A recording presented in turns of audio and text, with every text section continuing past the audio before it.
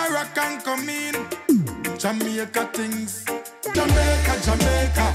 Oh my reggae nice and it make ya.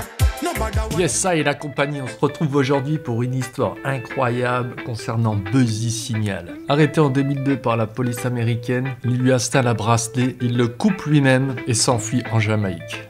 Retour sur cette histoire folle. Le 10 avril 2012, Buzzy Signal, de son vrai nom Glendale Joshua Gordon, né le 24 février 1979, a sorti son album intitulé Reggae Music Again.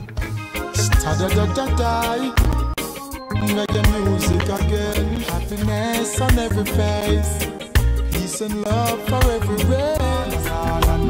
Na like the rivers of Jordan, bless who harder than Rasta. I love me preach all over. Just love her that she love. Yes, I just love her, me and the girls are rubber job. And even if we lean pan the zinc around the street, I forget that girl here tonight. Yes. Peu de temps après, à son retour à Kingston, des gros titres de la presse jamaïcaine annonçaient son arrestation.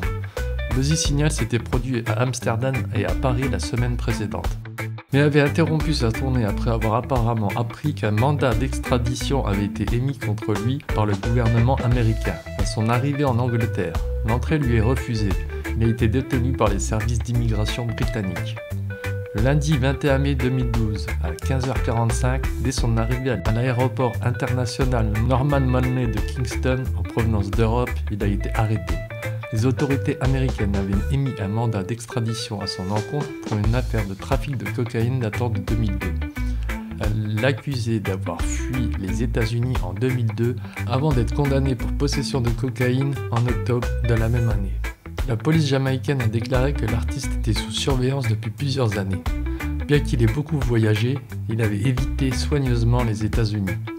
Une source a indiqué que libéré sous caution en mars 2002, il était soupçonné d'avoir retiré son bracelet électronique, utilisé pour le localiser, avant de s'enfuir en Jamaïque. Il aurait également voyagé sous un faux nom avec de faux documents. Il devrait comparaître le jeudi suivant devant la cour des magistrats de Halfway Tree pour décider de son éventuelle extradition vers les États-Unis. Le 21 mai 2012, les agents de force de l'ordre des États-Unis, du Royaume-Uni et de la Jamaïque ont remis à Gordon un mandat d'extradition à l'aéroport international Norman Manley. Après avoir renoncé à son droit et à une audience en Jamaïque, il a été extradé le 19 juin et incarcéré à la prison du comté de Shelburne. Selon les directives du Minnesota, Gordon risquait une peine de 12 à 18 ans de prison. Son avocat, William Mosey, a attribué une réduction de peine à la diligence de la défense. Une semaine avant l'audience de détermination de la peine, Mosey s'est rendu en Jamaïque pour filmer des témoignages, notamment de la chanteuse Marcia Griffiths, un pasteur de la grand-mère de Buzzy et des professeurs de son ancien lycée, Brownstown High School. En 2009, l'artiste avait équipé le laboratoire informatique de l'école en fournissant 12 ordinateurs et accessoires. Ces témoignages ont été compilés dans un DVD présenté au juge, incluant des extraits de concerts de Buzzy, notamment en Gambie devant 60 000 fans, en 2010.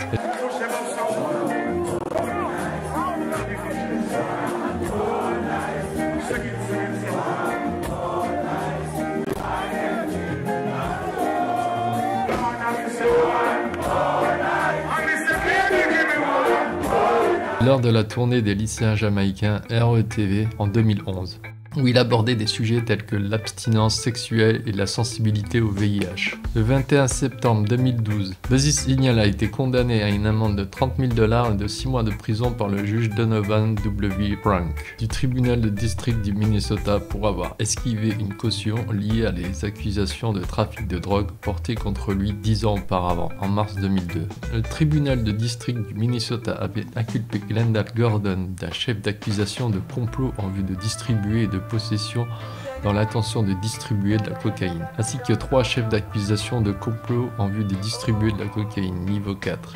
Le niveau 4 indiquant un complot en vue de distribuer 5 kg ou plus. Et le 19 juillet 2012, Gordon a plaidé coupable devant le tribunal du Minnesota pour avoir retiré son bracelet électronique et fui en Jamaïque 10 ans plus tôt.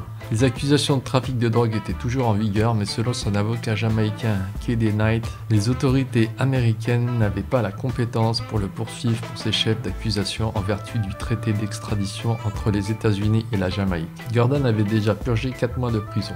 1 mois au pénitencier général de Kingston et 3 mois à la prison du comté de Sherburne, dans le Minnesota. Et sa date de libération a été fixée au 21 novembre. Le juge Frank a visionné le DVD en privé 2 jours avant l'audience pour déterminer la peine. Impressionné par les actions positives de Buzzy au cours de ces 10 dernières années, notamment son absence de démêlés judiciaires en Jamaïque, le juge a pris ces éléments en compte avant de prononcer sa sentence. Il a encouragé l'artiste à poursuivre ses œuvres caritatives, ce qui conduit à la création de Buzzy Signal Foundation, visant à aider les enfants défavorisés dans leurs besoins éducatifs. Le juge souhaitait également que Buzzy puisse continuer sa carrière musicale, soulignant l'importance de produire de la musique de qualité, comme son dernier album. À son retour de Jamaïque le 17 novembre 2012, Buzzy devait attendre 2 ans avant de pouvoir demander un visa ou un permis de travail pour les États-Unis. Cependant, la loi lui permettait de rester aux États-Unis pendant 45 jours après avoir purgé sa peine au Minnesota. Durant cette période, son manager Chen Brown et VP Records ont intensifié la promotion de Reggae Music Again, profitant de l'attention suscitée par sa collaboration avec Gwen Stefani sur la chanson titre de l'album No Doubt, Push and Shove.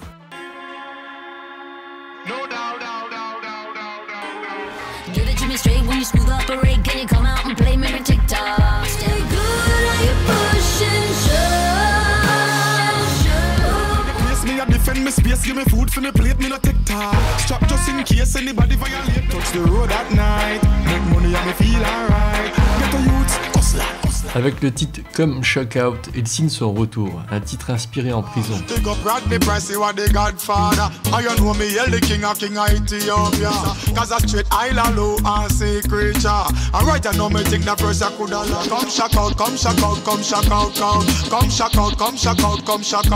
L'artiste raconte qu'il a eu l'idée de plusieurs chansons en prison et qu'elles sortiront dans les mois prochains. Tout ça aujourd'hui est bien derrière lui et sa carrière a su s'en relever.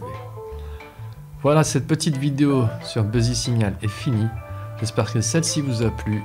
On se retrouve bientôt pour une nouvelle vidéo. Allez, big up à compagnie. Peace.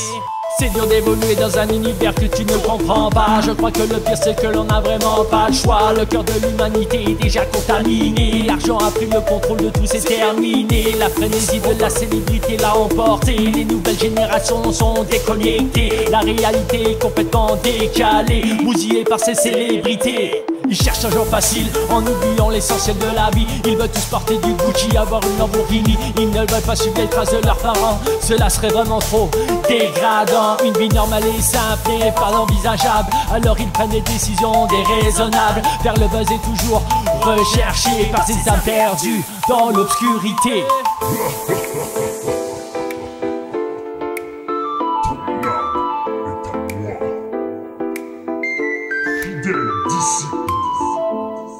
Décadence humaine, l'enfer sur terre, et c'est mon terrain de jeu.